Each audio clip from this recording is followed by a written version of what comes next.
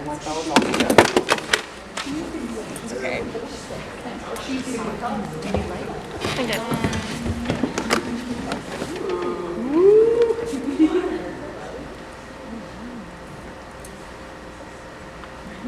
Who's there?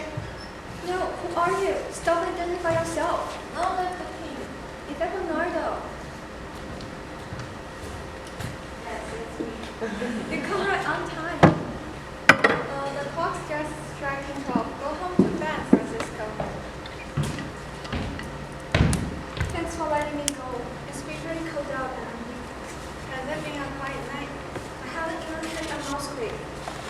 Well, good night. If you happen to see Horatio and Marcelo, who are supposed to stand guard with me tonight, tell them to hurry. I think I hear them. Stop! Who's there? Friends of this country and servants of the Danish king. Good night to you both. Goodbye. Who's taking over the watch for you? Bernardo's taking my place. Good night.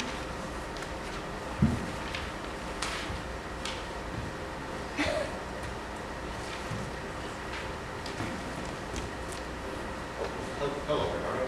Hello, is Horatio here too? More or less. Welcome, Horatio. Welcome, Marcellus.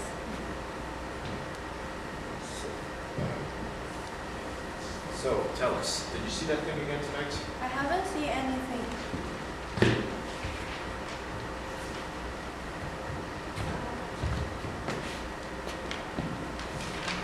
Can you guys both move in front of the box, please?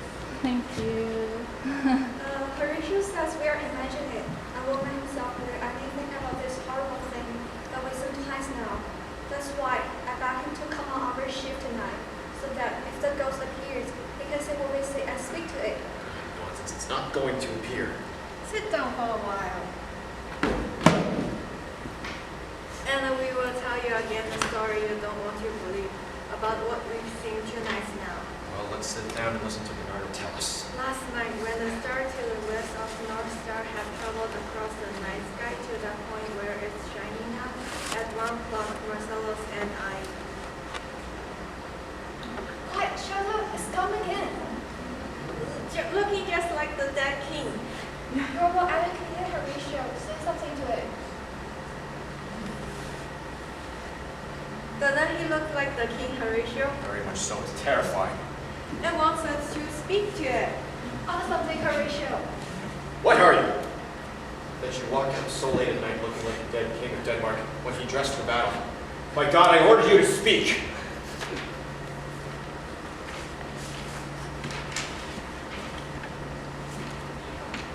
It looks like you offended it. Look, it's going away. Stay! Speak! Speak, I order you to speak! It's gone. It will answer now. What's going on, Horatio? You're pale and trembling. You agree now that we are not imagining this, don't you? What do you think about I it? swear to God, if I hadn't seen it with my own eyes, I'd never believe it. Does it look like the king? Yes, as much as you look like yourself. The king was wearing exactly this armor when he fought the king of Norway.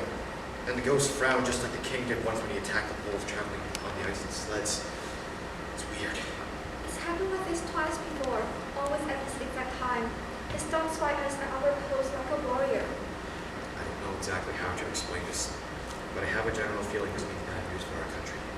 Alright, let's sit down and discuss that question.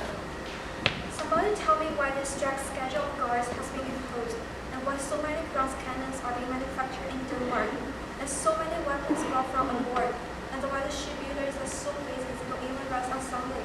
Is something about to happen that warrants working this night and day? Who can explain this to me? I can. Or at least I can describe it, of course. As you know, our late king, whom we just now saw as a ghost, was the great rival of Fortinbras, king of Norway. Fortinbras dared him to battle. In that fight, our courageous Hamlet, or at least that's how we thought of him, killed bold King Fortinbras, who, on the basis of the valid legal documents, surrendered all of his territories, along with his life, to his conqueror. If our king had lost, he would have had to do the same.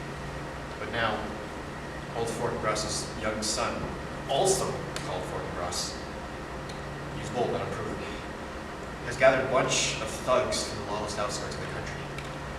For some food, they're eager to take on the tough enterprise of securing the lands the elder 40 class lost. As far as I understand, that's why we're working here tonight. And why there's such a commotion in Denmark. I think that's exactly right. That explains why the ghost of the late king would haunt us now, since he caused these wars. The ghost is definitely something to worry about. In the high and mighty Roman Empire, just before the Emperor Julius Caesar was assassinated, corpses rose out of their graves and ran through the streets of Rome speaking gibberish. There were shooting stars and blood mixed in with morning dew, and threatening signs on the face of the sun. The moon, which controls the tide of the sea, was so eclipsed, it almost went completely out. We've had similar omens of terrible things to come, as if heaven and earth have joined together to warn us what's going to happen. Wait, look! It has come again! I'll meet it if it's the last thing I do. Stay here, you hallucination! If there's any good deed that I can do to bring you peace and me honor, speak to me. If you have some secret knowledge of our country's sad fate, which might be avoided if you knew about it, then please, speak. Or if you've got some buried treasure somewhere, which they say often makes ghosts restless, then tell us about it. Stay and speak. Keep it from leading ourselves. Should I strike it with my spear? Yes, if it doesn't stand still. It's over here! There it is. It's gone. It was upside down. We were not too certain it was violence, since it looks so much like a king. Besides, we can't hear it any more than we can hear the air. Upper intact was stupid, futile, and wicked. It was about to say something when the crew struck out. And you acted startled, like a guilty person caught by the law. I've heard that the rooster awakens to the god of day with its trumpet-like crowing. It makes all wandering ghosts, wherever they are, hurry back to their hiding places. We just didn't move from that. Yes, it faded away when the rooster crowded. Some people say that just before Christmas, the rooster cross all night long, so that no ghost dares go wandering, and the night is safe. The planets have no sway over us. Fairy spells don't work, and witches can be witches. That's how holy that night is. Yes, I've heard the same thing, sort of believe it. But, look. Morning is breaking beyond that hill in the east, turning the sky red. Let's interrupt our watch and go tell young Hamlet what we've seen tonight.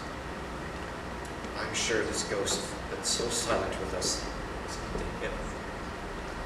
Don't you agree that we owe it to him and tell him about this out of duty and love?